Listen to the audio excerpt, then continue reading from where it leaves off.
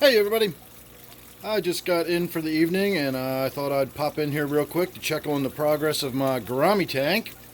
Last night, just sort of spur of the moment, I decided this tank is due for another Chemiclean treatment. And so I went ahead and threw an Airstone in there and put the Chemiclean in it. You can see the gallon jug sitting up there where I mixed up the powder into the water and then poured it into the tank. It's generally not recommended that you mix your medications or salts or anything else directly in the water. There are some that say you can do it, but I generally try to mix everything up outside the tank and then add it once I've already got the Airstone going and I'm sure that the tank is fully oxygenated, or I should say aerated. Aerated is not the same as oxygenated necessarily. I found it interesting, though, that my Hillstream Loach, if you can see back there through all the bubbles, I was actually coming over here to point out that I stuck the Airstone under the power head for the purpose of dispersing those bubbles. And you can see even all the way down here, we've got lots and lots of little tiny micro bubbles still swirling around in the tank. So even though that's not the big bubble bar that I normally put in the tank when I'm doing this treatment, it still is putting an awful lot of aeration into the tank. Now, the difference between aeration and oxygenation is oxygenation would be if I had an oxygen tank and all of those bubbles were actually pure or mostly oxygen, and I was actually jacking the oxygen levels up directly in the tank. Aeration is simply blowing air bubbles through the tank that allows for a very vigorous degree of gas exchange. So I'm not adding anything to the tank necessarily that wouldn't be happening at the surface level anyway. I'm just increasing the availability of that to happen. So if the tank has carbon dioxide building up in it, it can get out a lot more quickly with all those bubbles.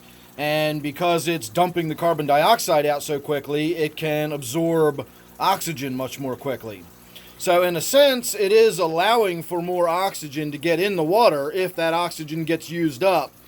But I'm not actively putting oxygen in the water the way you would think of oxygenating the water would be, if that makes any sense. So hopefully that didn't make that any more confusing. I had no intention of really even talking about that in the first place. All I wanted to point out was that I've begun the treatment on this tank. I started about 24 hours ago, and in that time I've noticed that my Hillstream Loach up there really likes hanging out in these bubbles. Now, that is a fast water fish. It's a cold water fish, and they like high oxygen levels in their water, and I've always had trouble keeping them. I definitely would not recommend keeping them in this type of tank. I normally don't have those air bubbles in there if you're not familiar with this tank, and it does not have anywhere near this much gas exchange going on. Yet somehow that one Hillstream Loach has survived all these years in this tank. I bought 8 originally, and they all died off except that one. And again, I would not recommend buying them to put in this type of tank. But now that I do have the Airstone in there and I've got that vigorous flow going, that Hillstream Loach has spent almost all its time over on that side, right in that flow of bubbles. So I find that to be interesting. I have also noticed that whatever this stuff is, growing all over the back, it's a mishmash of all kinds of different stuff, I'm sure. You can see all that grunge that's growing on my spray bar. While that is alive, it always gets left alone. Nothing ever seems to bother it or eat it. But once I've done a treatment with Chemiclean for a day or two, then I will see my rubber lip pleco up there. I'll see that Hillstream Loach working on it. So they eat that stuff after it dies, apparently, but not while it's still, for lack of a better word, I'll say green and growing. So I suppose I probably should have gotten in there first and really scraped everything down and got the glass all cleaned off. Gravel vacked it out, tried to suck all the crud out of it with a siphon as much as I could, and then did the treatment. But as I said, it was just sort of a spur of the moment thing. I just kind of decided I was going to do it, and so we did it. You can actually see all that sort of pinkish growth you can see on that temple plant in there. That's all new growth.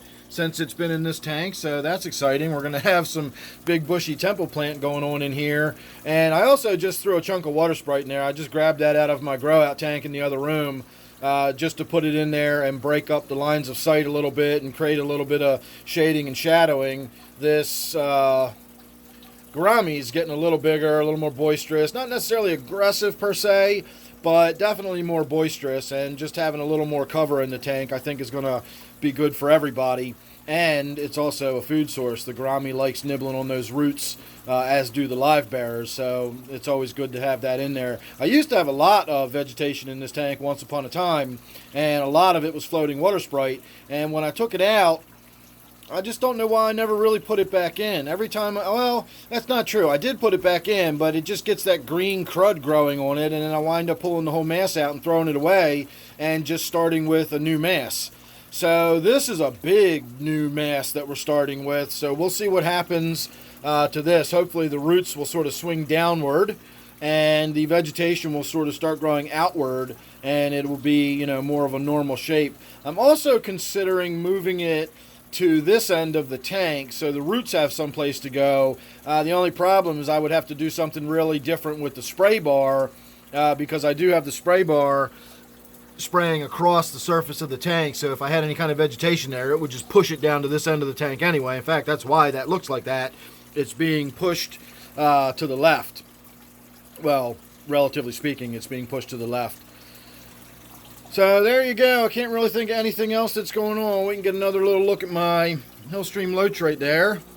He's not actually in the bubbles right there, but right on the edge of them.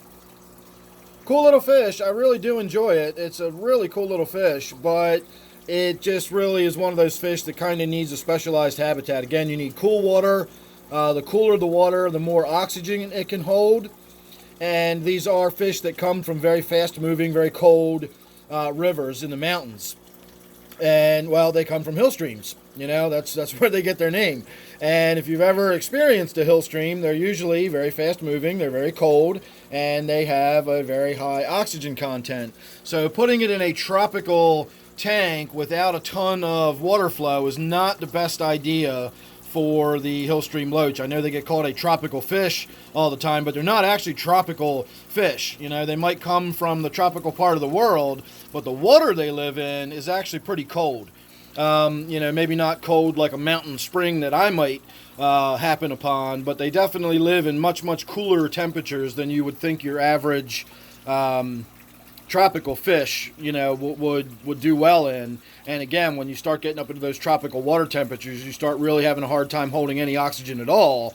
And once you get above, you know, 80, 82 degrees, you really ought to have an oxygen source or an air stone in there just to get good gas exchange with water that warm.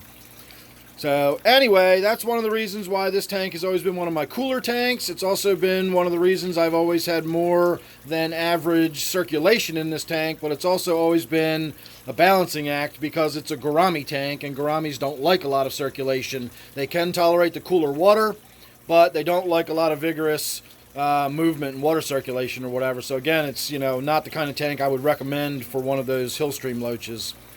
So there you go. There's my look. We've gotten started on the Gourami tank. From here, it's going to be another day or so of just letting it do its thing. Tomorrow, I'll get in there and do a water change, and we'll scrub the glass down a little bit, and we'll go from there and see what happens. So make sure you're subscribed, and you won't miss that or anything else I got coming up. You never know what it's going to be with me.